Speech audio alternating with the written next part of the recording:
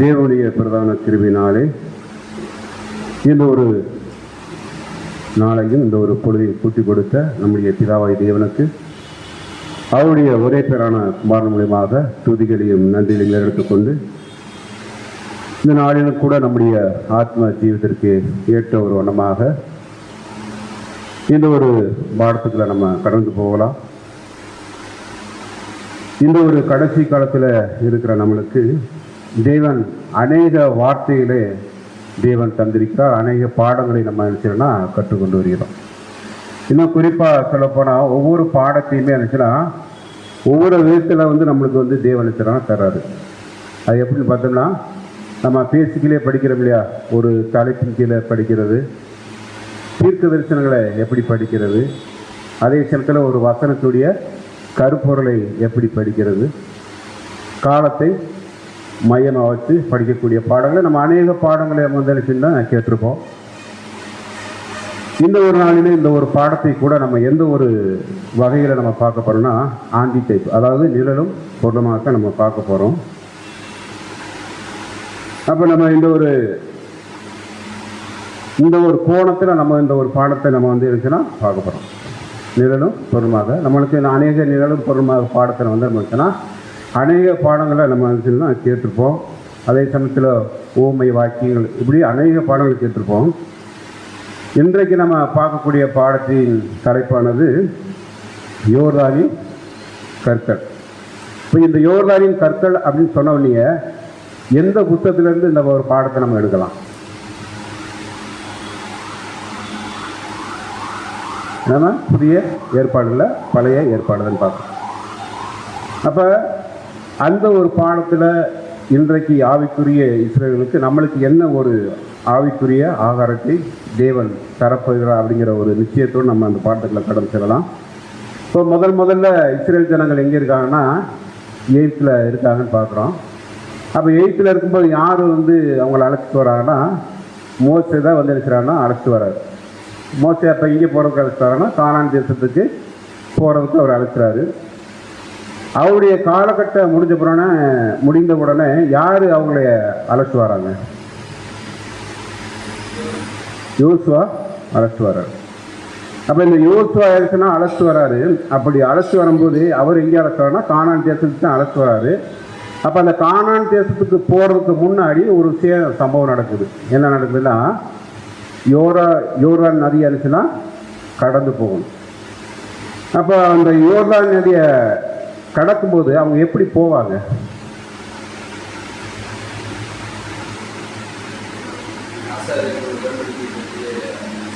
ஏன்னா அவங்க தான் இருந்துச்சுன்னா முதல்ல எல்லா ஜனங்களுக்கும் முன்னாடி போகணும்.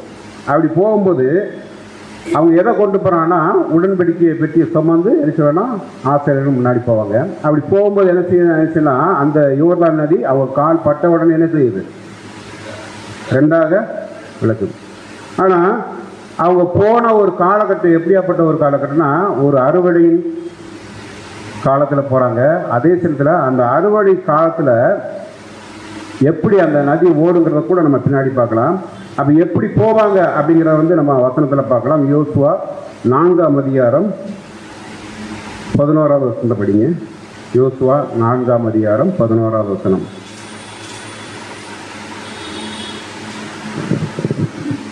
யோசுவா 4ஆம் அதிகாரம் 11ஆம் வசனம். ஜனமெல்லாம் கடந்து போன பின்பு கர்த்தருடைய பெட்டியும் கடந்தது.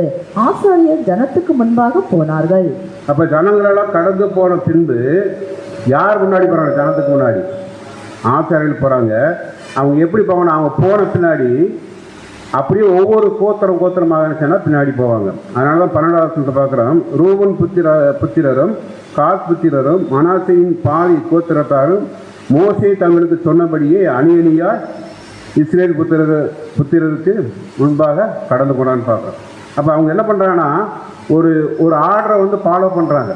யார் சொன்ன ஆர்டர்னா மோசே சொன்ன விதத்தை ஃபாலோ பண்ணுறான்னு பார்க்குறோம். தொடர்ந்து அதை வாசிக்கும் போது யோசுவா 4ஆம் அதிகாரம் 2ஆவது வசனத்தை படிங்க.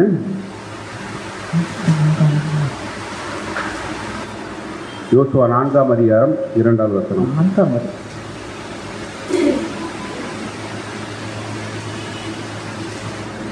யோசுவா 4:2 நீங்கள் ஒவ்வொரு கோத்திரத்திற்கும் ஒவ்வொருவராக ஜனங்களின் 12 பேரை தெரிந்து கொண்டு.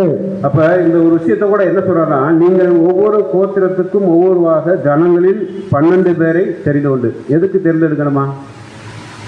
அங்கே ஒரு காரியம் நடக்க போது அந்த காரியத்தில் வந்து என்ன ஒரு சில சம்பவங்கள் நடக்கும் போது அந்த சம்பவங்கள் தான் நம்மளுக்கு இருந்துச்சுன்னா ஆவிக்குரிய பிள்ளைகளுக்கு ஒரு ஆவிக்குரிய அர்த்தத்தை தேவன் வந்து இருந்துச்சுன்னா தரப்போறாரு. அப்போ என்ன பண்ணுறாங்கன்னா, அங்கே யோர்தானின் நடுவிலே ஆசாரியர்கள் கால்கள் நிலையாய் நின்று. அப்போ அவங்க என்ன பண்ண போகிறதில்ல, ஆசாரியர்கள் முன்னாடி போகிறாங்க இல்லையா, அவங்க டக்கு நிச்சயம்னா கடந்து போக மாட்டாங்க. அவங்க எங்கே நின்றாங்களா, யோர்தானின் நடுவில் நின்று 12 கற்களை எடுத்து அவைகளை உங்களோடு கூட அக்கறைக்கு கொண்டு போய் நீங்கள் இன்று இரவிலே தங்கும் ஸ்தானத்திலே அவைகளை வையுங்கள் என்று அவர்களுக்கு கட்டளையிடுங்கள். யார் சொல்றார்? யோசுவா சொல்றான்னு பார்க்க.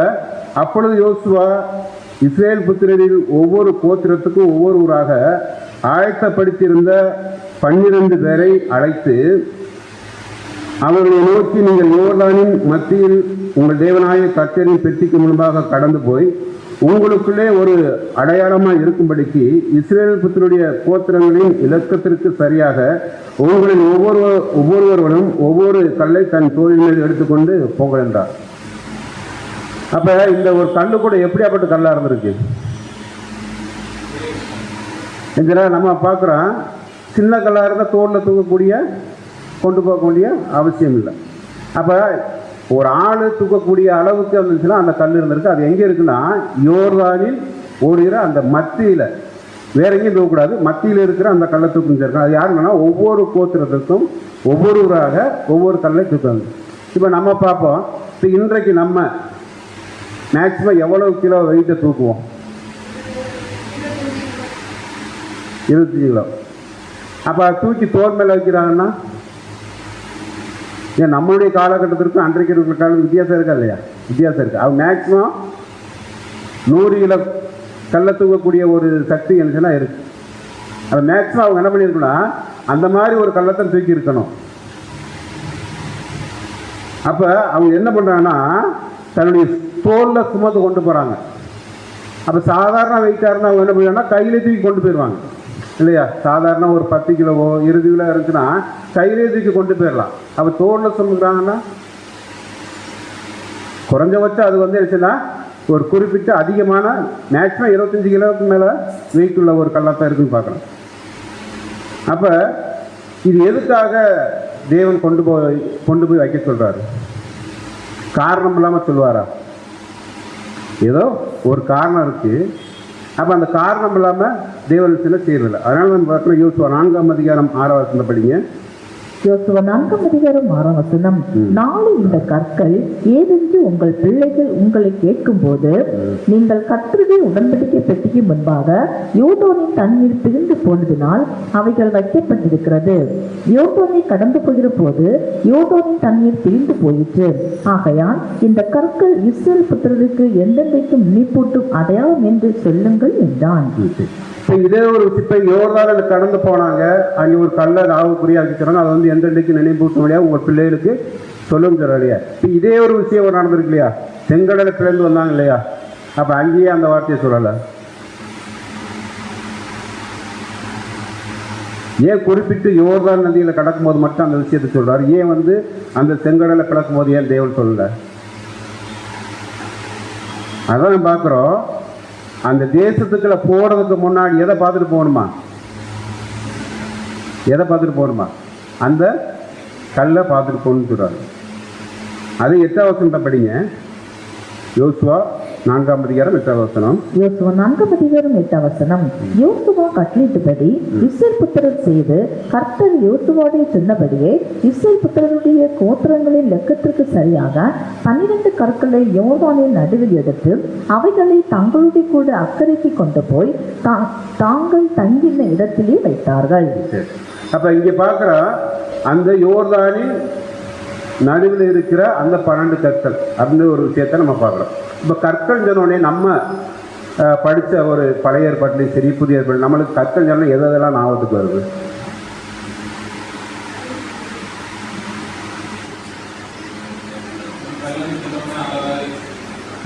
அவர் தலைக்கு மூளைக்கல்லாக இருக்கிறான்னு பார்க்குறோம். அப்புறம் அடையாளம் இருக்குது. அதே மாதிரி பலிபீடத்தை கட்டுறதுக்கு கல், அதே மாதிரி தாவீது எடுத்துக்கொள்ள கூழாங்கற்கள். அப்புறம் வேற என்ன சொல்லலாம்? ஆண்டவராக இயேசு கிறிஸ்து அந்த கல்லறையில் புரட்டி போட்ட கல். அப்போ இப்படி நிறைய விஷயங்களை நான் பார்க்குறேன். ஆனால் இந்த யோர்தானில் எடுக்கப்பட்ட கல் யாராக இருக்கும் அப்படிங்கிறத நம்ம பாடத்தில் பார்க்க போகிறோம். அப்போ இந்த ஒரு விஷயத்தை கூட இப்போ யார் இந்த விஷயத்தை சொல்கிறோன்னா யோசுவா தான் சொல்கிறாரு. அப்போ இந்த யோசுவா சொல்கிறான்னா இந்த யோசுவா யார்கிட்ட கற்றுருக்குன்னு யார்கிட்ட சொல்லி கேள்விப்பட்டிருப்பாரு. இப்போ யோசுவா எடுத்த உடனே வந்து அந்த ஒரு காரியம் செய்யலை. அப்போ அவருக்கு ஒருத்தர் சொல்லியிருக்கணும் இல்லையா? சொல்லியிருந்தா தான் அந்த விஷயத்தை செய்ய முடியும். அப்போ யார் சொல்லியிருப்பா? முதல்ல இஸ்ரேல் ஜனங்கள் நடத்தி வந்தது யார்? மோசே. அப்போ மோசே யாருக்கு சொல்லியிருக்கணும்? அந்த வசனத்தை கூட படிங்க. உபாகமம் 27ஆம் அதிகாரம் 1வது வசனம். உபாகமம் 27ஆம் அதிகாரம் 1வது வசனம்.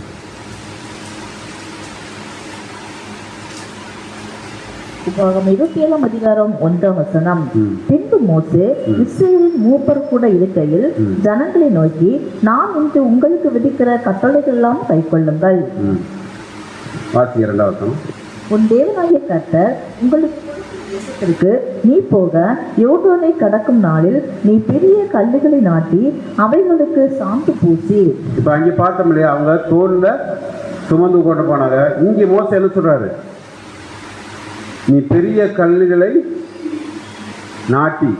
அப்போ சின்ன கல் கிடையாது, அது மிகப்பெரிய ஒரு கல்லாத்தான் இருந்து பார்க்குறோம். அதுக்கடுத்து 3வது வசனம் என்ன சொல்றேன்னா, உன் பிதாக்களின் தேவனாகிய கர்த்தர் உனக்கு சொன்னபடி உனக்கு கொடுக்கும் பாலும் தேனும் ஓடுகிற தேசத்திற்கு பிரவேசிக்கும்படி நீ கடந்து போன பின்பு இந்த நியாயப்பிரமாண வார்த்தைகளை யாவையும் அவைகளை எழுத கடவை சொல்றார். அப்போ இது ஏன் அப்படி சொல்றாருன்னா, இப்போ நம்ம கூட ஒரு நாட்டுக்கு போகிறோம்னு வச்சுங்களேன். அந்த நாட்டுக்கு போகிறதுக்கு முன்னாடி நம்மளுக்கு ஒரு சில ரூல்ஸ்லாம் சொல்லிக் கொடுப்பாங்க. கவனிச்சிருக்கீங்களா? அது வெளியே போனவங்களுக்கு தெரியும். அப்போ இந்த கானானுக்குள்ள போகணும்னா எதை படிச்சுட்டு போகணும்? இந்த கட்டளைகள்லாம் படித்து உள்ளே வச்சுருந்தாத்த அதுக்குள்ள போய் என்ன செய்யலாம்? இந்த விஷயத்தை செய்யணும். அதனால் அவர் வந்து என்ன சொல்கிறான்னா, மோசே பாலும் தேனும் ஓடுகிற இந்த கானானுக்குள்ள நீங்கள் போகிறதுக்கு முன்னாடி நீங்கள் எதை படிங்க? இந்த ஒரு நியாயப்பிரமாணத்தை நீங்கள் படிங்க அப்படின்னு சொல்கிறாரு. அது மாத்திரமல்ல, அதே 4வது வசனம் படிங்க. 27ஆம் அதிகாரம் 4வது வசனம். உபாகமம் 27ஆம் அதிகாரம் 4ஆம் வசனம்.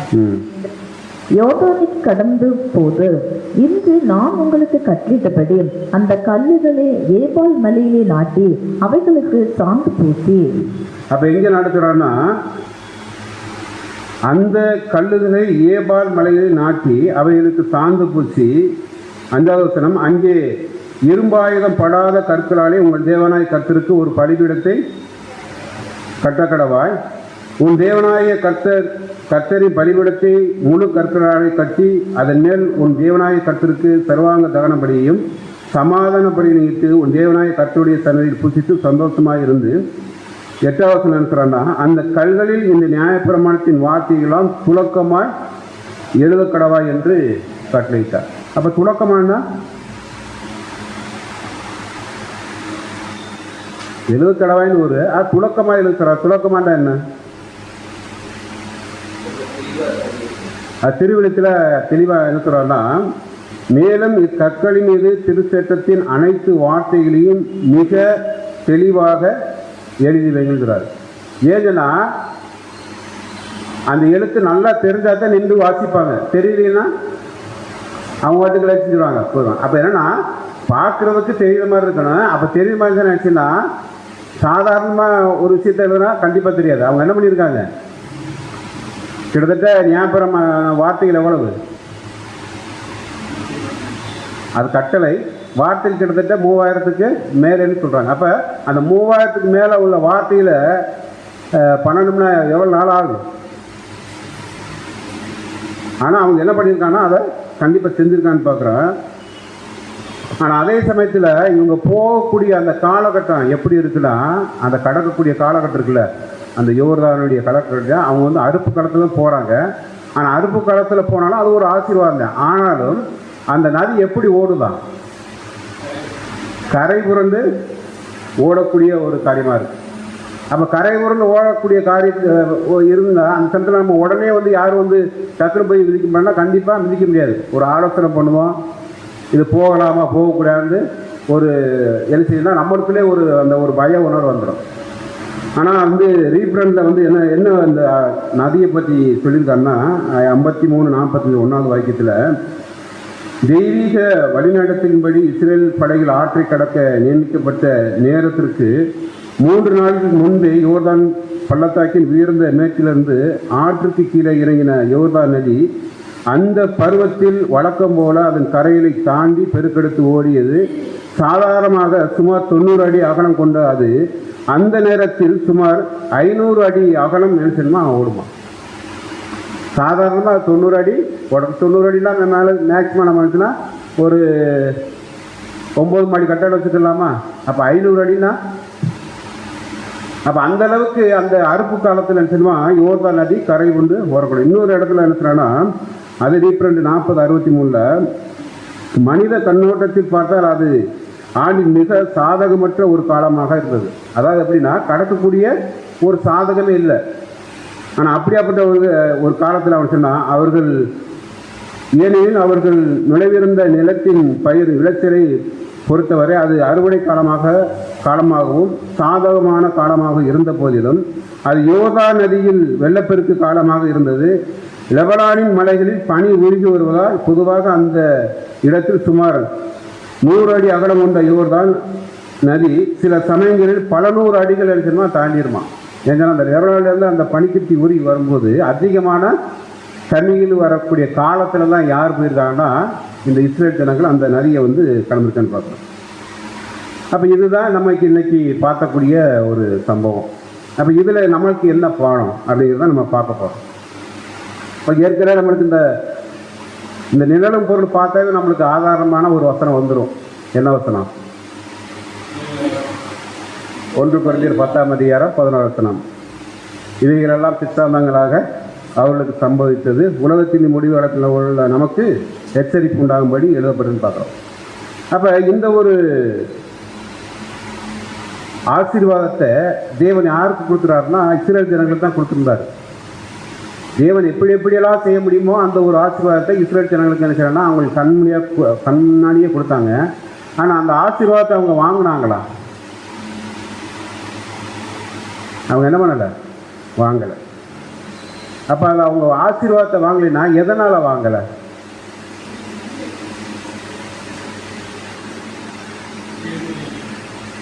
அதனால் அந்த 1 கொரிந்தியர் 10 அந்த 2வது வசனத்துலேருந்து பார்த்தோம்னா அவங்க செஞ்சது ஃபுல்லாக தேவன் சொல்லுவார். அதை யார் சொல்லுவார்னா பவுல் எழுதுவார்.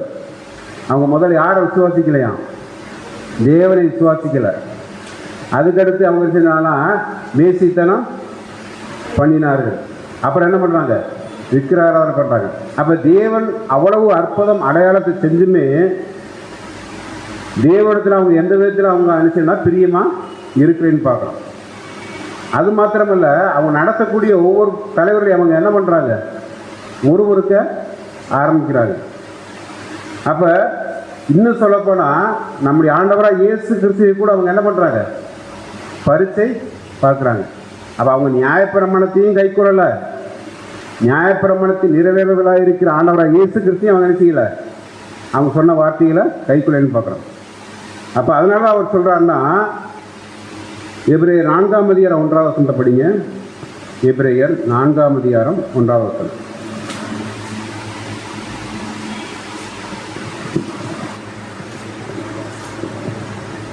எபிரேயர் 4:1 ஆனபடினாலே அவருடைய இளைப்பாற்றில் பிரவேசிப்பதற்கு ஏதுவான வாக்குத்தத்தம் நமக்குண்டாயிருக்க உங்களில் ஒருவனும் அதை அடையாமல் பின்வாங்கி போனவனாக காணப்படாதபடிக்கு பயந்திருக்க கடவோம். இப்ப என்ன சொல்றா? நம்மளுக்கு சொல்றாரு, ஆனபடியினாலே அவருடைய இளைப்பாறுதலில் பிரவேசிப்பதற்கு ஏதுவான வாக்குத்தத்தம் நமக்கு உண்டாயிருக்க உங்களில் ஒருவனும் அதை அடையாமல் பின்வாங்கி போனவராக காணப்படாதபடிக்கு பயந்திருக்க கடவோம்.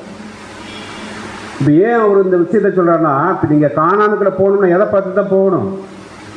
அந்த கற்கள் 12 கற்கள் இருக்கு இல்லையா, 12 கோத்திரத்துக்கு ஒவ்வொரு கோத்திரத்துக்கு இருக்கு இல்லையா, அந்த ஒவ்வொரு கோத்திரத்துடைய கட்டளைகளை நீங்கள் வந்துச்சுன்னா பார்த்து அதை படிச்சுட்டு தான் நீங்கள் நினச்சின்னா உள்ளே போகணும். அப்படி போனால் தான் எப்படி போக முடியும்னா மனரம்மியமாக போக முடியும். இப்போ அந்த விஷயத்தை படிச்சுட்டு அதை மீறி போனோம்னா, அந்த விஷயத்துக்கு கட்டளைக்கு கீழ்ப்படியாமல் போனோம்னா, இப்போ ஒரு ஆக்சிடென்ட் நம்ம இன்றைக்குள்ள காலகட்டத்தை வச்சுக்கிறோம். இப்போ ரோட்டில் போகிறோம், ரோட்டில் சில விதிமுறைகள்லாம் இருக்குது, நம்ம போகக்கூடிய விதிமுறையும் இருக்குது. இப்போ டூ வீலரில் போகும்போது நம்ம என்ன செய்யணும்னா ஹெல்மெட் போடணும். போடாமல் போகிறோம்னா ஒரு நிம்மதியாக போக முடியுமா? மனரம்மியாக போகணும்னா கண்டிப்பாக போக முடியாது. அப்போ நம்ம ஒரு இளைப்பாறுதலுக்குள்ள போகிறோம்னா என்ன செய்யணுமா? அவருடைய நியாயப்பிரமாணத்தையும் அவருடைய கட்டளையும் நம்ம வந்து படித்து அதை என்ன பண்ணணும்? கை கொண்டு நடந்தோம்னா நம்ம எதுக்குள்ள போகலாம்? ஒரு நிம்மதியாக போகலாம். இப்போ நம்ம அந்த அந்த வார்த்தைக்கு நம்ம கீழ்ப்படியாமல் போனோம்னா நம்மளுக்கு ஆட்டோமேட்டிக்காக என்ன வந்துடும்? பயம் வந்துடும். யாரை பார்த்தாலும் என்ன செய்யணும்? பயப்பட ஆரம்பிச்சிடுவோம். அப்போ தேவன் என்ன சொல்கிறாருன்னா, நீ இந்த கானான் தேசத்துக்குள்ளே போகணும்னா நீங்கள் என்ன பண்ணணும்? கண்டிப்பாக இந்த 12 கல் இருக்கிற நியாயப்பிரமாணத்தை நீங்கள் கை கொண்டு தான் நீங்கள் போகணுன்னு பார்க்குறோம். அப்போ இந்த ஒரு விஷயத்தை நம்ம கூட பார்க்கும்போது என்ன சொல்கிறேன்னா, அதே எபிரேயர் 4ஆம் அதிகாரம் 2ஆவது வசனத்தில் சொல்லலாம், ஏனெனில் சுவிசேஷம் அவர்களுக்கு அறிவிக்கப்பட்டது போல நமக்கும் அறிவிக்கப்பட்டது, கேட்டவர்கள் விசுவாசம் இல்லாமல் கேட்டபடினால் அவர்கள் கேட்ட வசனம் அவர்களுக்கு என்ன செய்யல? பிரயோஜனப்படவில்லை. அப்போ அவர்களுக்கு அறிவிக்கப்பட்டது போல நம்மளுக்கு இன்றைக்கு அறிவிக்கப்பட்டிருக்கு. ஆனால் அவங்க என்ன பண்ணிட்டாங்க? ஏசாயால சொல்கிறாங்க இல்லையா, அவர்கள் கேட்டும் கேட்காதவர்கள, கண்டும் காணாதவர்கள. ஆனால் நான் இன்றைக்கு கடைசி காலத்தில் இருக்கிற பிள்ளைகளுக்கு என்ன சொல்கிறாங்கன்னா, அவங்கள மாதிரி நீங்கள் என்ன செஞ்சிடாதீங்க. எப்படி செஞ்சிடாதீங்க? அவங்க யாரும் விசுவாசிக்கல, தேவனை விசுவாசிக்கல. இப்போ நம்மளுக்கு என்ன ஒரு விசுவாசம் தேவன் நம்மளுக்கு கொடுத்துருக்கிறாரு? மகா பரிசுத்தமான விசுவாசம். ஆனால் எந்த மாதிரி போகணும்னு சொல்லியிருக்காரு?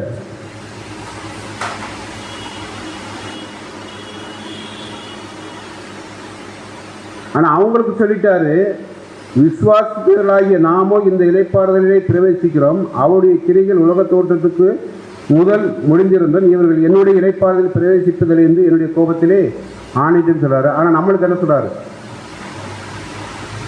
நம்ம எப்படி விசுவாசிக்கிறோம் முதல்ல சொல்லுங்க. மகாபரிசுத்தமான விசுவாசத்தில் இருக்கும். ஆனால் எப்படி விசுவாசிக்கணும்? சரி, என்ன செஞ்சால் இந்த உலகத்தில் என்ன செஞ்சால் அவரோட போகலாம்? தீமோத்தியில் படிக்கிறோம் இல்லையா, 2 தீமோத்தி 2:12, அவரோடு கூட பாடுகளை சகித்தோமானால் அவரோடு கூட ஆளுச்சு. அப்போ இந்த ஒரு காரியம் நம்மளுக்கு என்ன எப்போதுமே இருக்கணும். அப்போ இந்த ஒரு காரியம் இல்லாமல் நம்ம என்ன பண்ண முடியாது? அவருடைய இளைப்பாறுதலில் பிரவேசிக்க முடியாது. அதே எபிரேயர் 4ஆம் அதிகாரம் 4ஆம் வசனத்தை படிங்க. எபிரேயர் 4ஆம் அதிகாரம் 2ஆம் வசனம், சுவிசேஷம் ஏனெனில் சுவிசேஷம் அவர்களுக்கு அறிவிக்கப்பட்டது போல. எபிரேயர் 4ஆம் அதிகாரம் 4ஆம் வசனம், மேலும் தேவன் தம்முடைய கிரியைகளை எல்லாம் முடித்து 7ஆம் நாளிலே ஓய்ந்திருந்தார் என்று 7ஆம் நாளை குறித்து ஓரிடத்தில் சொல்லி இருக்கிறார். மேலும் தேவன் தம்முடைய கிரியையெல்லாம் முடித்து 7ஆம் நாளிலே ஓய்ந்திருந்தார் என்று 7ஆம் நாளை குறித்து சொல்லியிருக்கிறார். அப்ப தேவன் ஏன் ஓய்ந்திருக்கிறார்?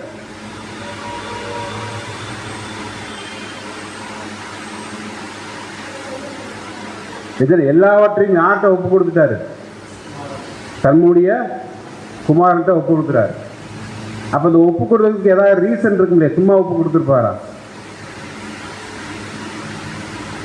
ஏன் ஒப்பு கொடுத்தாருன்னா, அவர் தம்முடைய ஈடுபடினால ஒட்டுமொத்த மனுக்குத்தின் பாவத்தின் நிமித்தமாக வரக்கூடிய அந்த மரணத்தை யார் தான் 6 நாள் தான் ஜெயிக்க முடியும்? நம்முடைய ஆண்டவராகிய இயேசு கிறிஸ்துவினாலும் ஜெயிக்க முடியும். அப்படி ஜெயிக்கிற அந்த ஆண்டவரை இயேசு கிறிஸ்துவுடைய கூட நம்ம பாடுகள் பட்டோம்னா என்ன செய்யலாம்? அப்ப இந்த ஆண்டவரா இயேசு கிறிஸ்து என்ன செய்ய போறாரு? ஒட்டுமொத்த உலகத்தையும் பாவத்தை எல்லாம் போக்கி என்ன பண்றாரு? மரணத்தை எல்லாம் ஜெயித்து என்ன செய்ய போறாரு? எல்லாத்தையும் அவருடைய கட்டுக்குள்ளே கொண்டு வந்து யாருக்கு ஒப்படைக்க போகிறார்? கிறிஸ்துவுக்கு ஒப்படைச்சு, தேவனுக்கு ஒப்படைச்சு தேவனுக்கு கீழ்பட்டு இருக்க போகிறான்னு பார்க்குறோம். அப்போ இந்த ஒரு விஷயம் யாருக்கு தெரியும்னா, முழு நம்பிக்கையாக அவருடைய குமாரனுக்கு கொடுக்குறான்னு பார்க்குறோம். அப்போ இந்த ஒரு காரியத்தில் நம்ம வந்து எப்படி இருக்கணும்? ஆண்டவராக இயேசு கிறிஸ்துவை எப்படி தேவன் முழு நம்பிக்கை வைத்து அந்த ஒரு விஷயத்தை தேவன் செஞ்சாரோ, இப்போ அதே ஒரு விஷயத்தை யார் நம்ம இடத்துல எதிர்பார்ப்பா? கிறிஸ்து. இப்போ அதனால தான் பார்க்குறோம், அந்த 12 கற்கள் இருக்கு இல்லையா, அந்த 12 கற்களை யாரை வந்து நம்ம வந்து சொல்லலாம்?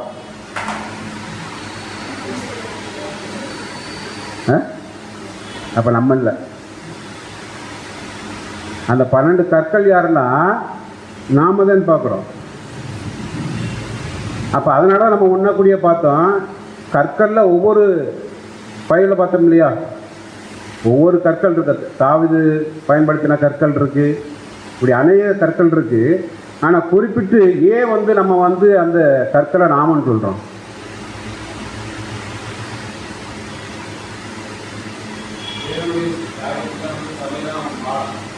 எதுனா நம்ம தான் வந்து எல்லாத்துக்கும் பாடமாக இருக்க போகிறோம். அப்போ எல்லாரும் யாரை பார்த்துட்டா வரணும்? இப்போ கானான் தேசத்துக்குலாம் போகிறோம், பரம கானானுக்கு போகிறதுக்கு எல்லாரும் யாரத்தை எதிர்பார்த்துக்கிட்டு இருக்காங்க? நம்ம வசனமே படிச்சிருக்கோம். யாரத்தை எதிர்பார்க்குறாங்க? தேவதூர்கள் முதற்கொண்டு யாரத்தை விட்டு பார்க்குறாங்க? ஒட்டுமொத்த உலக ஜனங்கள் யாரத்தை எதிர்பார்த்துக்கிட்டுன்னா நம்மளைத்தான் பார்க்குறோம். அப்போ இந்த பாடம் வந்து நம்மளுக்கு எந்த அளவுக்கு மிகப்பெரிய ஒரு நிழலாக இருக்குன்னா, எப்படி சொல்லலாம்? இதே அன்றைக்கு இஸ்ரேல் ஜனங்களில் அந்த 12 கோத்திரத்தில் 12 பேர் தான் வந்து அந்த கல்லை சுமந்து கொண்டு போய் வைக்கிறாங்க. வச்சு அதை நியாயப்பிரமாணத்தை எழுதி அவங்கள பார்த்து தான் என்ன செய்யணும்? நீங்கள் கானான் தேசத்துக்குள்ள போகணும். அப்போ அதே விஷயத்தில் செய்யணும்னா நம்ம எந்த மாதிரி இருக்கணும்? யோர்தானில் எடுக்கப்பட்ட கல்லாக இருக்கலாம். அப்போ யோர்தானில் எடுக்கப்பட்ட கல்னா என்ன நம்ம புரிஞ்சுக்கலாம்? ஆண்டவராக இயேசு கிறிஸ்து எங்கே தான் ஞானஸ்தானம் எடுத்தார்? யோர்தானில். அப்படின்னா எதை குறிக்குது? அது பிரித்து எடுத்து அவருடைய பாடுகளுக்கு பங்குள்ள பிள்ளை யாரு? இன்றைக்கு இருக்கிற புதுசியாகிய நம்ம. அப்போ இந்த புதுசித்தி எப்படி கடக்கிறோம்னா யோர்தானே கடக்கணும். அப்படின்னா ஒரு அனுபவங்கள் கண்டிப்பாக நம்மளுக்கு தேவைப்படுது. அப்போ அந்த அனுபவங்கள் எப்போ இருந்து தான் வருதுன்னா, எப்போ நம்ம வந்து அந்த ப்ராக்டிஸை எடுக்கிறோமோ அதிலிருந்து தான் நம்மளுக்கு அதிகமான அனுபவங்கள். ஏன்னா நம்மளுக்கு குறிப்பாக பார்த்துருப்போம், எப்போ நம்ம எடுக்கிறோமோ அதிலிருந்து அதிகமான நம்மளுக்கு சோதனைகள் வரும்னு பார்க்குறோம்.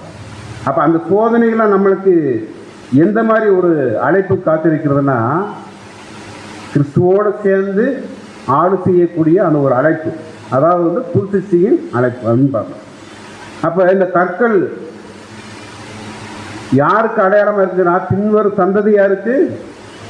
அவங்க கேட்கும்போது என்ன சொல்லணும்? தேவன் இந்த நதியை கடக்கிறதுக்கு கடந்து வந்ததுனால இதை நாவுக்குரிய நாங்கள் வச்சுருக்கோம் அப்படிங்கிறது யாராருக்கெல்லாம் தெரியுமா? பின்வரும் சந்ததி யாருக்கு தெரியணும். அப்போ இந்த உலகத்தில் வந்து இந்த ஒரு ராஜ்யத்துக்குள்ள உள்ள போகணும்னா, இந்த உலகத்தில் இந்த மாதிரி இருந்திருக்காங்கிறது வந்து யார் பாடமாக இருக்கணும்? நம்ம தான் பாடமாக இருக்குன்னு பார்க்கணும். அப்போ இது குறிப்பாக நம்ம தானா அப்படின்னு பார்க்கறதுக்கு எதை வச்சு பார்க்கலாம்? வசனத்தை வச்சு தான் நம்ம பார்க்க முடியும். படிங்க, எபேசியர் 2ஆம் அதிகாரம் 20 வசனத்தை படிங்க.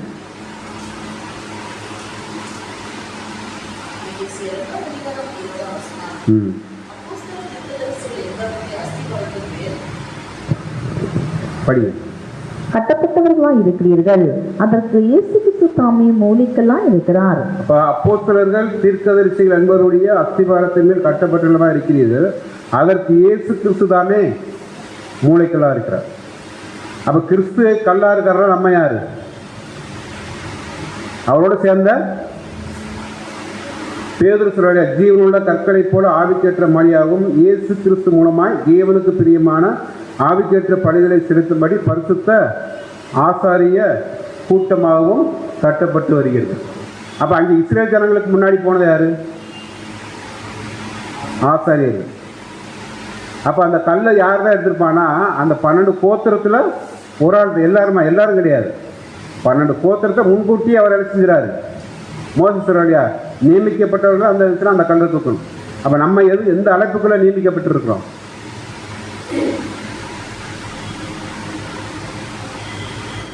யாத்திராகமம் 19ஆம் அதிகாரம் 5வது வசனம் சொல்றா இல்லையா, என் வார்த்தைகளை உள்ளபடி கேட்டு அதுபடி செய்தால் நீங்கள் என்ன பண்ணீங்க, நீங்கள் எனக்கு சொந்த சம்பத்து. அப்போ யாரெல்லாம் இந்த வார்த்தைகளை கேட்டு அதன்படி நடக்கிறாங்களோ அவங்க தான் என்னவா இருக்க முடியும்?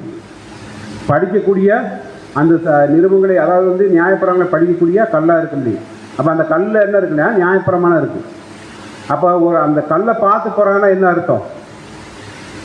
என்னன்னா கொரிந்தியருக்கு பவுல் எழுதுறாரு, நான் உங்களை வந்து என்ன மாதிரி பண்ணணும்னு சொல்கிறாருன்னா 2 கொரிந்தியர் 3:1 எங்களை நாங்களே மறுபடியும் மெச்சி கொள்ள தொடங்குகிறோமோ அல்லது சிலருக்கு வேண்டியதாக இருக்கிறது போல உங்களுக்கு உபசார நிருபங்களை அனுப்பவும் உங்களிடத்தில் உபசார நிருபங்களை பெற்றுக்கொள்ள எங்களுக்கு வேண்டியதா அப்படின்னு கேள்வியாக கேட்குறாரு.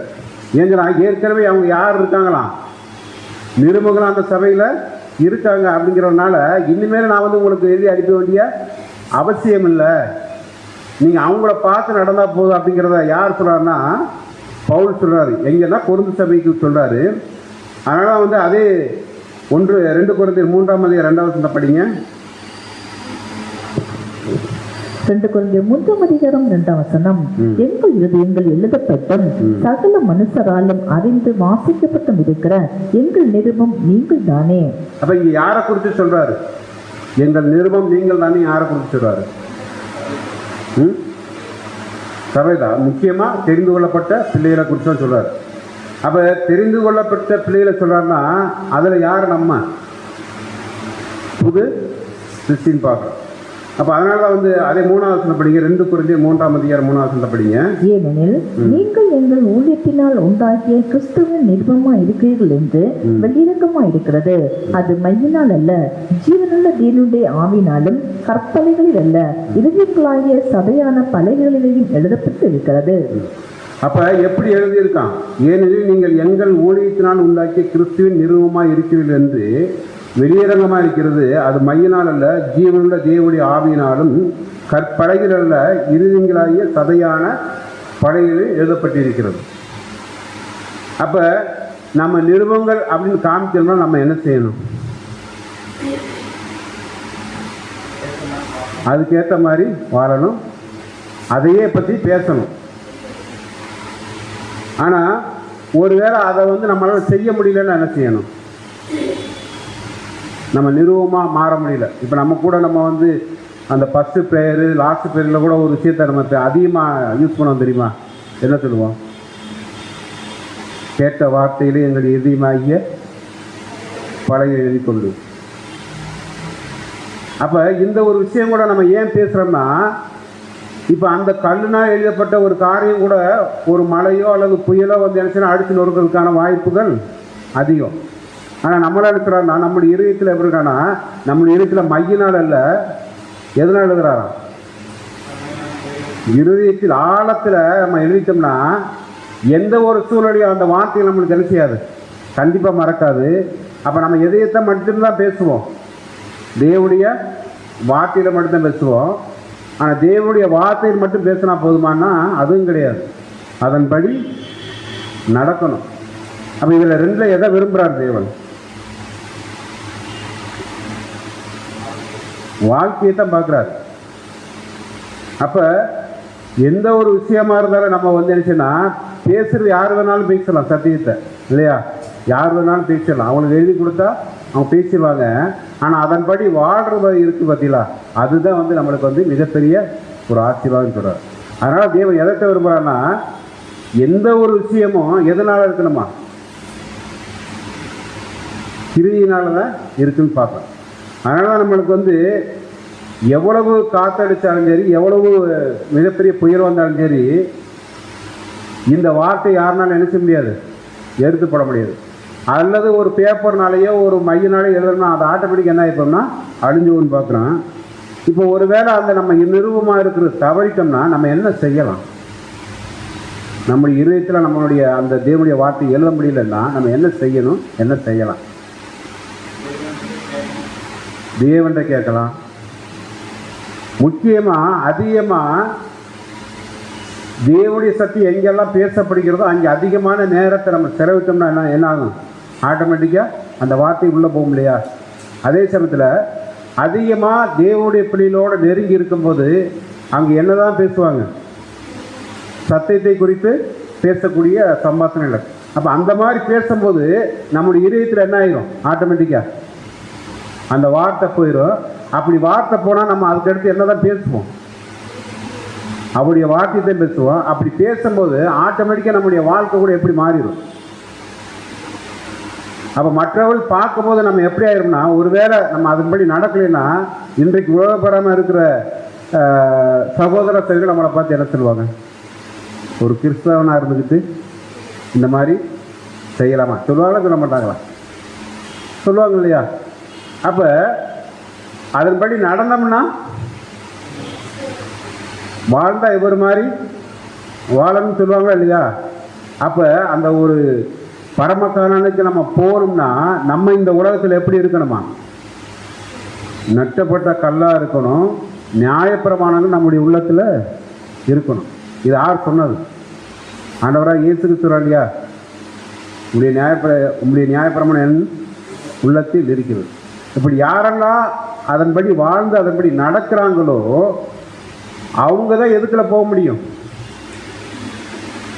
பரமக்கானானுக்குள்ள போக முடியும். அப்படி பரமக்கானானுக்குள்ள போகிறதுக்கு முன்மாதிரியாக இருந்தால் முதலாவது ஆண்டவராக இயேசு கிறிஸ்து, அதற்கடுத்து அப்போஸ்தலர்கள், அதுக்கடுத்து யார்? இன்றைக்கு கடைசி காலத்தில் இருக்கிற நாம. அதனால் அந்த 1 கொரிந்தியர் 10ஆம் அதிகாரம் 16ஆவது வசனம் என்ன சொல்றதுன்னா, அவர்களுக்கோ திட்டங்களாக நடைபெற்றது கடைசி காலத்தில் இருக்க நமக்கு எச்சரிப்பு உண்டாகும்படி எழுதப்பட்டது. அப்போ அந்த எச்சரிப்பு என்னன்னா, அதை 1 கொரிந்தியர் 2ஆம் அதிகாரத்திலிருந்து பார்க்குறோம்.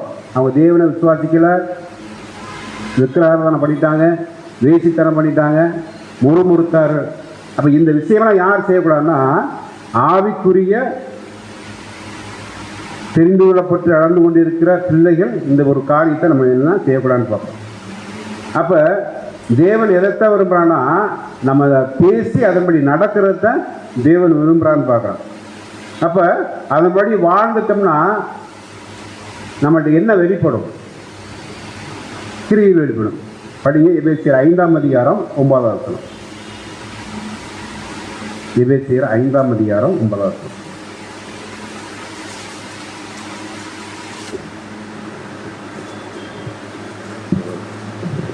எபேசியர் 5ஆம் அதிகாரம் 9ஆம் வசனம். ஆவின் கனி சகல நற்குணத்திலும் நீதியிலும் உண்மையிலும் விளங்கும். அப்ப ஆவியின் கனி சகல நற்குணத்திலும் நீதியிலும் உண்மையிலும் விளங்கும். அப்ப நான் பேசுற விஷயம் எந்த கனியா இருக்கணும்? ஆவியின் கனியா இருக்கணும். அது எது எது எது வெளிப்படுத்தும்னா நற்குணத்தில் வெளிப்படும். அது எது கொண்டு வருமா? நீதியிலும் உண்மையிலும்.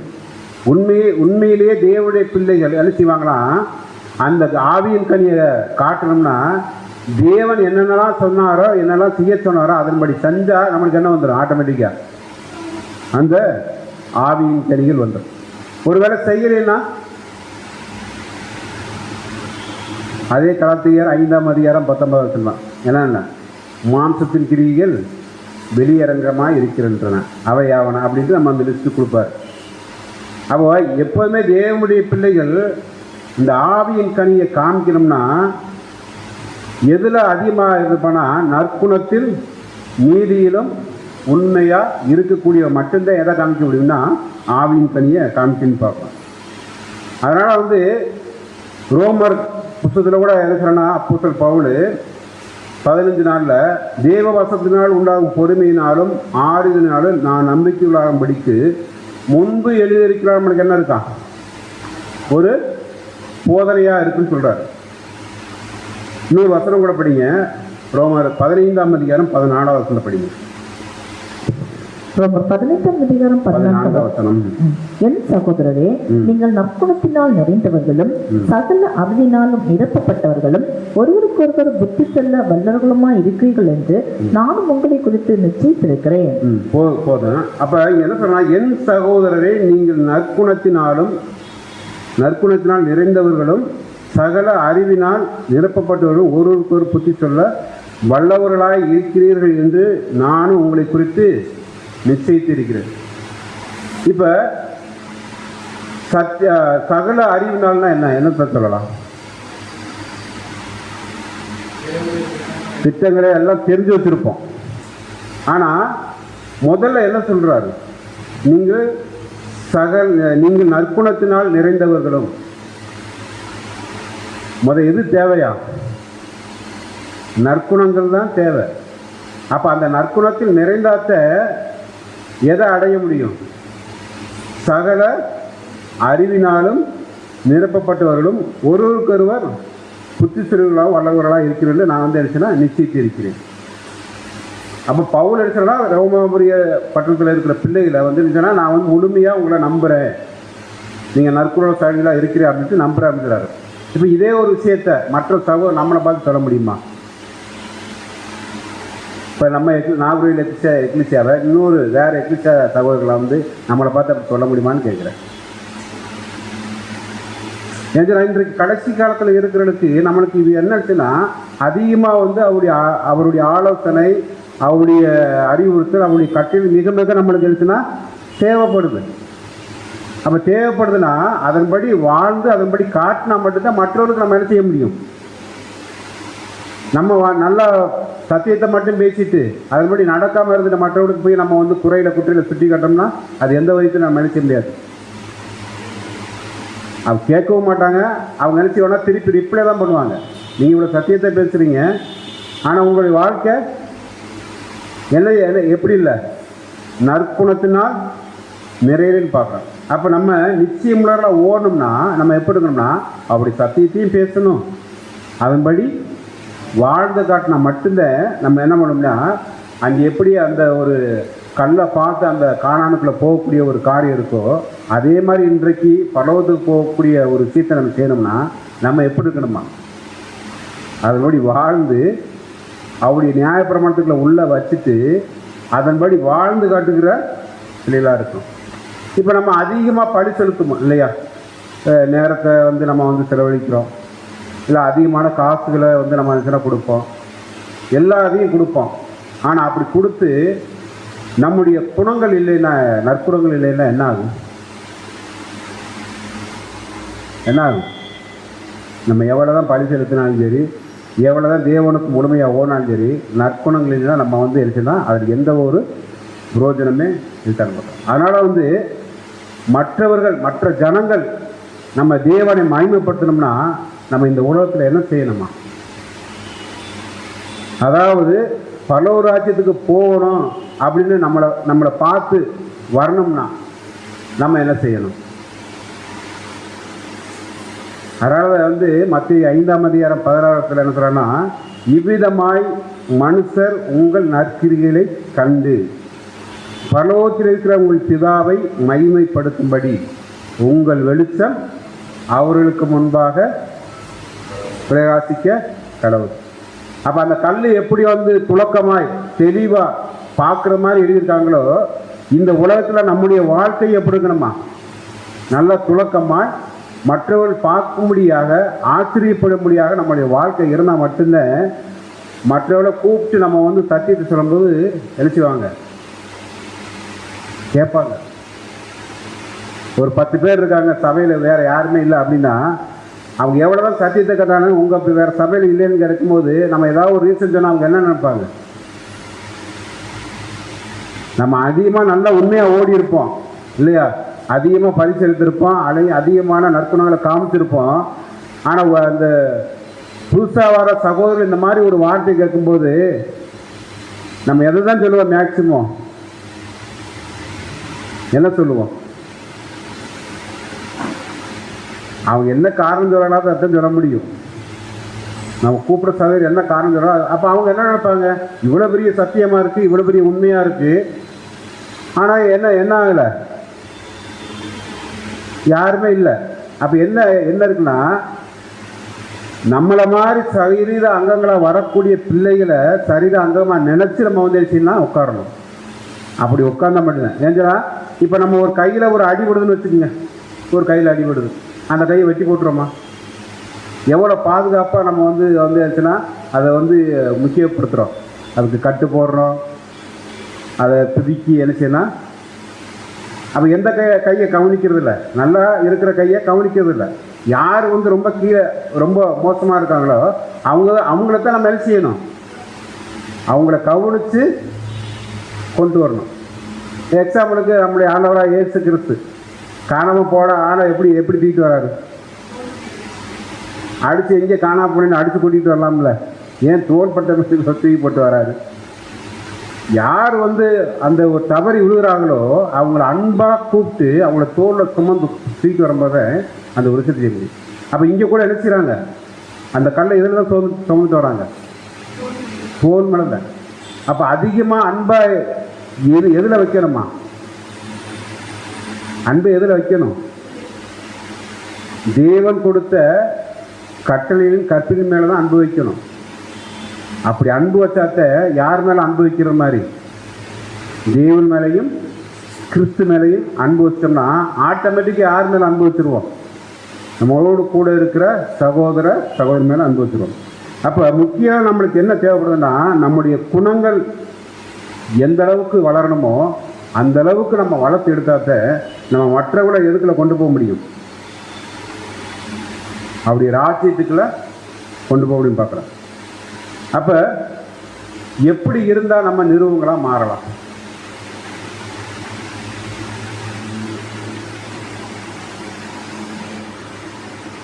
வாசிக்கலாம். 1 பேதுரு 2ஆம் அதிகாரம் 1ஆம் வசனம்.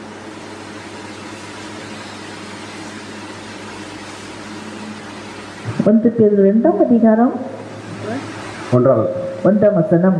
இப்படி இருக்க கர்த்தர் தயவுள்ளவர் என்பதை நீங்கள் ருசி பார்த்ததுண்டானால். நம்ம ருசி பார்த்துருக்கோமா இல்லையா?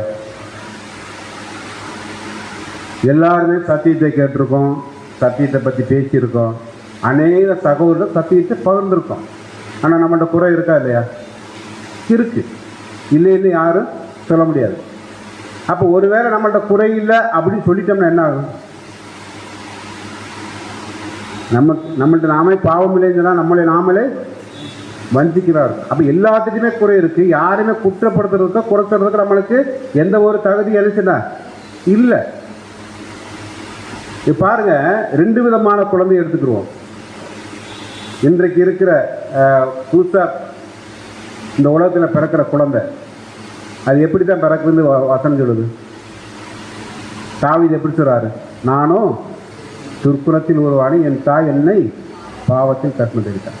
ஆனால் அந்த சிறு குழந்தை யாரையாவது மனசுக்குள்ள ஏதாவது ஒன்று வச்சுட்டு அடிக்குமான்னா கண்டிப்பாக இல்லை. அந்த சிறு குழந்தை ஒரு வயசுக்குள்ள 2 வயசுக்குள்ள எதுவும் செய்யாது, தன்னுடைய மனசுக்குள்ள வச்சுக்கிட்டு எதையும் செய்யாது. இப்போ அப்படி ஆவிக்குரிய குழந்தைகள் எப்படி பிறக்கிறாங்க?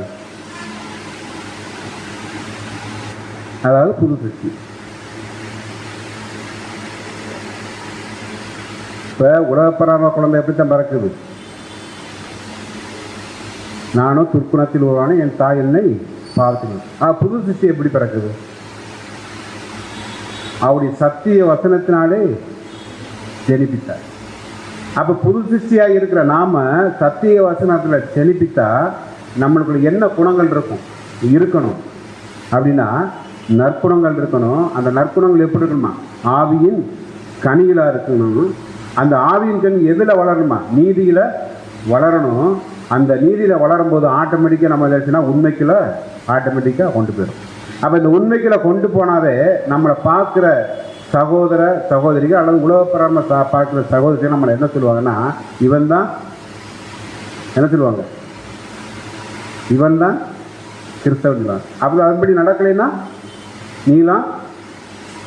அப்போ நம்மளுக்கே தெரியுது, நம்மளுடைய இருதய உன்னிப்பாக கவனிச்சாலே போதும். மற்றவளை கவனிக்காட்டும் நம்மளை நாமளே நிதானித்து கவனிச்சா நம்ம கண்டிப்பாக யாருக்கையும் நம்ம வந்து இடறி விழ மாட்டோம். எது மாதிரி போனால் அந்த கல் மாதிரி இடிப்போம். அப்படி கல் மாதிரி நின்னோம்னா நம்மளை பார்த்து அதிகமான பேர் வரக்கூடிய வாய்ப்பை நம்ம நினச்சி தான் உண்டாக்குறோம். பாருங்க, 2வது வசனத்தை படிக்க. 1 Peter 2 அதிகாரம் 2வது வசனம். 1 Peter 2 அதிகாரம் 2 வசனம். சகல துர்க்குணத்தையும் சகலவித கபடத்தையும் வஞ்சகங்களையும் பொறாமைகளையும் சகலவித புறங்கூறுகளையும் ஒழித்துவிட்டு. பாருங்க, ஒரு குணம் இல்லை, சகல துர்க்குணத்தையும் சகலவித கபடத்தையும் வஞ்சகங்களையும் பொறாமைகளையும் சகலவித புறங்கூறுகளையும் ஒழித்து விட்டு என்ன சொல்றான்னா, அதுக்கடுத்து வசனத்தை படிங்க. நீங்கள் வளரும்படி புதிதாய் பிறந்த குழந்தைகளைப் போல திருவசனமாகிய களங்கமில்லாத ஞானப்பாலின் மேல் வாஞ்சியா இருங்கள். பாருங்க, புதிதாய் வளர்ந்த குழந்தையை போல எதுல வாஞ்சியா இருக்கணுமா? ஞான பாலின் மேல வாஞ்சியா இருக்கணும். அப்ப புதிதா பிறந்த குழந்தை என்னதான் செய்யணும்? என்னதான் செய்யும்? இப்போ உலக பிரகாரமே எடுத்துக்கிறோம். புதிதாய் பிறந்த குழந்தை என்ன செய்யும்? தாயை பார்க்கும், உணவு இருந்தோம், அவ்வளோதான். இந்த 2 செய்யும். வேற யாராவது பார்க்குமா? வேற யாரும் பார்த்தா கூட என்ன செய்யாது, போகாது. அப்ப புதிதாய் பிறந்தவன்னா யார் இன்றைக்கு? புது சிருஷ்டி தான். அப்ப நம்ம எதை மட்டும்தான் கவனிக்கணும்? ஆண்டவராக இயேசு கிறிஸ்து, அவர் தான் நம்மளை என்ன செய்யறா, தாய் போல தேற்றவரனா இருக்கிறான்னு பார்க்குறோம். அப்ப அவருடைய வார்த்தையில கேட்டு எப்போதுமே நம்மளுக்கு ஆகாரம் எதுன்னு பார்க்குறோம். நம்மளுக்கு ஆகாரம் எது? அவருடைய வார்த்தை. மனுஷன் அப்பத்தினாலும் மாத்திரமல்ல, அவருடைய வாயில் வருகிற ஒவ்வொரு வார்த்தையினாலும் பிழைப்பான் இருக்கு இல்லையா? அப்போ இயேசு கிறிஸ்து என்னெல்லாம் செய்கிறாரோ, அவர் என்னெல்லாம் செஞ்சு காமிச்சாரோ, அதனுடைய அடிச்சவர்களை பின்பற்றி போனாவே நம்மளுக்கு என்ன ஆயிரும்? எதுக்குள்ள போயிடலாம்? ஜீவனுக்குள்ள போயிடலாம். என்ன ஜீவனுக்குலாம்? நித்திய ஜீவனுக்குள்ள போயிடலாம். அப்போ நித்திய ஜீவனுக்குள்ள நம்ம போகிற மட்டுமல்ல, மற்ற சகோதரர்களையும் கொண்டு போகிறவருக்கு என்னன்னா ஏதுவாக இருக்குன்னு பார்க்கணும். அதனால அவன் சொன்ன திருவுளித்தில் அந்த வசனத்தை வாசிச்சு நானே படிக்கிறேன். எல்லா வகையான தீமையும் வஞ்சகத்தையும் வெளி வேடம் பொறாமை அவதூறு யாவற்றையும் அகற்றுங்கள். ஒரு புது சிருஷ்டிக்கு இந்த குணம் இருக்கவே இருக்கக்கூடாதுங்கிறார். அப்படி இருந்துச்சுன்னா நம்ம என்ன ஆக முடியாது? அந்த ஞானப்பான் மேலே இருந்துச்சுன்னா வாஞ்சியா இருக்க முடியாது. அப்படி ஒருவேளை வாஞ்சியா இல்லைன்னா நம்ம எதாக முடியாதுன்னா புது சிருஷ்டி ஆக முடியாது. புது சிருஷ்டி ஆக முடியாதுன்னா மற்றவர்களை பல ஒரு ஆட்சியத்துக்குள்ள கொண்டு போகிறது நம்மளே என்ன பண்ணிடுவோம்? மிகப்பெரிய ஒரு தடங்கள்லாம் அவங்க இடறிவுகளுக்கு ஏதுவான கல்லாக மாறின்னு பார்க்கணும். அதனால பாருங்க, மற்றவர்களை நம்ம நிதானித்து வாழ்வதை காட்டிலும் நாமளே நிதானித்து வாழ்ந்தோம்னா நம்முடைய வாழ்க்கை எப்படி இருக்குமா? மற்றவருடைய வாழ்க்கையை காட்டிலும் நம்முடைய வாழ்க்கை எப்படி இருக்குமா? பிரகாசமாக இருக்குங்கிறார். அதனால ஒருவேளை நம்மளுக்கு உள்ளத்துக்குள்ள கசப்பான ஒரு அனுபவங்கள் இருந்தால் கூட அந்த கசப்பான இருதயத்தை உண்டாக்கின சகோதரத்தை நம்ம சமரசமாயிட்டோம்னா அதை காட்டிலும் ஒரு சமாதானம் எங்கே இருக்கா? ஏன்னா எப்போதுமே நம்ம அதுக்குள்ள வச்சிருந்தோம்னா நமக்கு என்ன ஆகும்? ஆட்டோமேட்டிக்காக அவங்கள பார்க்கும் போதெல்லாம், ஆனால் பார்க்கும்போது என்ன செய்வோம்? சந்தோஷமாக ஏற்றுக்குருவோம். நீ இப்போ வந்ததில் சந்தோஷம்னு கூட சொல்லுவோம். ஆனால் உள்ளத்துக்குள்ள என்ன இருக்குன்னா ஒரு கசப்பான ஒரு சிந்தனையோ கசப்பான ஒரு மன அழுத்தம் நம்மளுக்கு இருந்துகிட்டே இருக்கும். ஆனால் அந்த சகோதரனோட நம்ம ஒத்து அந்த சமாதானத்தில் ஆயிட்டோம்னா நம்ம என்ன ஆயிடலாம்? அப்படியே ஃப்ரீ ஆகிடலான்னு பார்ப்போம். அப்போ இந்த மாதிரி இருக்கிறவங்கள்ட்ட நம்ம நினச்சுன்னா மற்றவர்களை நம்ம மன்னிக்கிறதுக்கோ அல்லது மற்றவர்களை நம்ம குறையில கண்டுபிடிக்காம நம்ம வாழ்வதற்கு நம்ம எதுக்கு என்ன இருக்கணுமா? நம்மளுக்குள்ள அவருடைய நியாயப்பிரமாணம் நம்முடைய உள்ளத்துக்குள்ள இருக்குன்னு பார்க்கணும். 3வது படிங்க சார். 1 பேதுரு 2 அதிகாரம் 3வது வசனம். 1 பேதுரு 2 அதிகாரம் 1 வசனம்.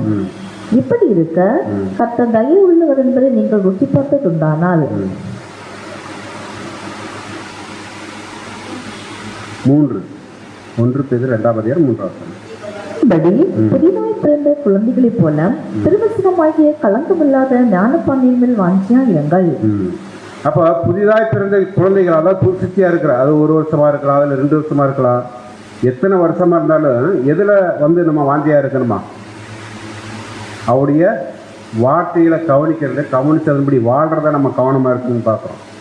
அதனால தான் பவுல் கூட சொல்லும்போது என்ன சொல்றேன்னா, நான் கிறிஸ்துவை பின்பற்றுகிறது போல நீங்கள் என்னை பின்பற்றுங்க அப்படிங்கிற வார்த்தை நம்ம வாயிலிருந்து என்னைக்கு வருதோ அன்னைக்கு ஆட்டோமேட்டிக் என்ன ஆயிடுவோம்? அப்போ பவுல் சொன்ன மாதிரி சொல்லிடுவோம், நல்ல ஓட்டத்தை ஓடினேன், விசுவாசத்தை காத்து கொண்டேன் அப்படின்ட்டு சொல்ல ஆரம்பிச்சிடும். ஆனால் இன்றைக்கு இருக்கிற காலகட்டத்தில் நாம் அதிகமான பிரச்சனையில் இருக்கோம், நேரம் கிடைக்கல, உடல் சோர்வு எல்லாமே இருக்குது. ஆனால் அதையெல்லாம் மீறி தேவன் அந்த கற்பனை கட்டில நம்ம வாஞ்சையாக இருக்கும்போது தேவன் என்ன செய்வாரா? நம்மளை மற்றவங்களை வழிநடத்துறதுக்கு ஒரு எடுத்துக்காட்டாக இருப்பதற்கு அங்கே எப்படி யோர்தானை கிடந்த அந்த 12 ஏபேல் மலையில் வச்சாங்களோ அதே மாதிரி வைப்பதற்கு நம்ம என்ன செய்யணும்னா முயற்சி பண்ணணும். இது எல்லாமே இருந்துச்சுன்னா பயிற்சி தான். ஒரு விஷயத்தை மன்னிக்கிறதுக்கு கூட நம்மளுக்கு இருந்துச்சுன்னா பயிற்சி வேணும். பயிற்சி இல்லாமல் நம்ம நினச்சின்னா ஒருத்தர் மன்னிக்க முடியாது. ஆண்டவராக இயேசு கிறிஸ்து சொல்லும்போது கூட என்ன சொல்கிறார்? பட்ட பாடுகளினாலே கீழ்ப்படிதலே கற்றுக்கணும். அவரே அப்படி சொல்லும்போது நம்மளாம் எந்த அளவுக்கு சொல்லணுங்கிறத நாம நேற்று. அப்போ அந்த ஒரு 12 கற்களை வைக்கிறதுக்கும் யோர்தானை கடந்து போகிறதுக்கு என்ன, யோர்தானை கடந்து போகிறது என்னன்னா, ஒட்டுமொத்த உலக ஜனங்களும் எப்படி அந்த யோர்தானுடைய அனுபவங்களை பெறக்கூடிய விஷயம். அந்த அனுபவங்களை பெற்று அந்த கற்களை எப்படி பார்க்க போகிறோன்னா, நம்ம இந்த உலகத்தில் இருந்து எப்படி அந்த பாடுகளை அனுபவித்து நம்ம நிற்கிறோமோ அதே மாதிரி இந்த கடைசி காலத்தில் இருக்கிற இந்த ஒரு அனுபவத்துக்களை அவர்களை நித்திய ஜீவனை கொடுப்பதற்கு நம்மளை நினைக்கிறான்னா தேவன் இந்த நாளிலும் கூட நம்மளை நினைச்சுன்னா ஏற்படுத்தி வச்சிருக்காரு. அப்போ இது கேட்கிற பிள்ளைகள் எப்படி இருக்கணுமா? ஜாக்கிரதையாக இருக்கணும், எச்சரிப்பாக இருக்கணும், நம்முடைய நற்குணத்தை மற்றவர்களுக்கு காண்பிக்கக்கூடிய பிள்ளைகளாக இருக்கணும். அது மாத்திரமல்ல, மற்றவர்கள் பார்க்கும்போது நம்மளை நின்று கவனிக்கிறக்கூடிய ஒரு கல்லாக கூட இருக்குன்னு பார்க்குறோம். அப்போ எந்த விஷயத்தில் நம்ம பொறுமையோட ஒரு விஷயத்தை நம்ம அதை கையாண்டோம்னா மற்றவர்களை நம்ம எதுக்களை கொண்டு போகிறோம்னா சத்தியத்துக்களை கொண்டு போகலான்னு பார்க்குறோம். இப்போ இந்த ஒரு நாளிலும் கூட நம்முடைய இந்த வார்த்தையில தேவன் நம்மளுக்கு கொடுத்துருக்கிற பொறுமையோடு கேட்டவங்க அனைவரையும் தேவன் தாமே ஆசீர்வதிப்பாராக. ஆமென்.